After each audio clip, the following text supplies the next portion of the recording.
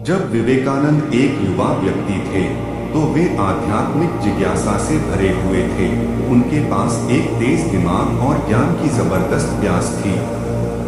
वे हर चीज और किसी भी चीज का जवाब चाहते थे और वह उन्हें इस तरह से चाहते थे जो उनके लिए मायने रखता हो।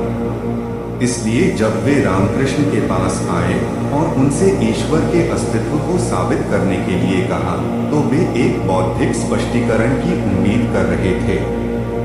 इसके बजाय रामकृष्ण ने कहा, मैं प्रमाण हूं। विवेकानंद अवाक रह गए। यह साधारण रहस्यवादी जो शिक्षित भी नहीं था, ईश्वर के अस्तित्व का प्रमाण कैसे हो सकता है?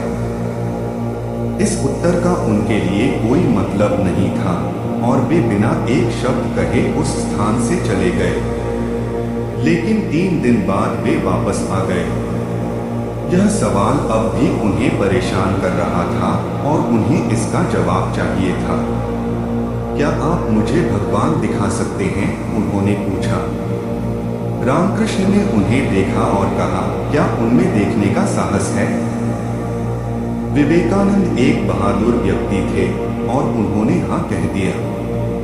तो रामकृष्ण ने कुछ ऐसा किया जिसकी विवेकानंद कभी कल्पना भी नहीं कर सकते थे। उन्होंने अपना पैर विवेकानंद की छाती पर रखा और विवेकानंद समाधि की स्थिति में चले गए।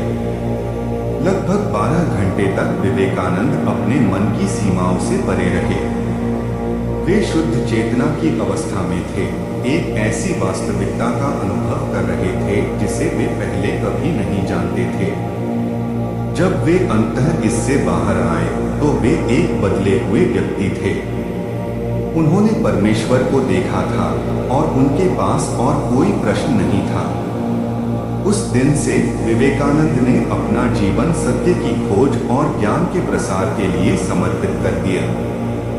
वे अपने समय के महानतम दार्शनिकों और आध्यात्मिक नेताओं में से एक बन गए जिन्होंने दुनिया की यात्रा की और वेदांत के संदेश का प्रसार किया। लेकिन वे रामकृष्ण से मिली सीख को कभी नहीं भूले।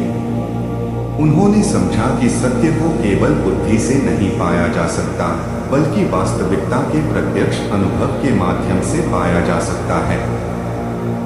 और वे जानते थे कि उस अनुभव को पाने का एकमात्र तरीका एक शुद्ध हृदय और एक साहसी आत्मा है। इसलिए उन्होंने अपना शेष जीवन दूसरों को यह सिखाने में बिताया कि उस अनुभव को कैसे पाया जाए और सत्य और प्रेम का जीवन कैसे जिया जाए। और वे जानते थे कि वे ऐसा केवल रामकृष्ण के कारण ही कर पा रहे हैं। रामकृष्ण एक साधारण रहस्यवादी जिन्होंने उन्हें ईश्वर का मार्ग दिखाया।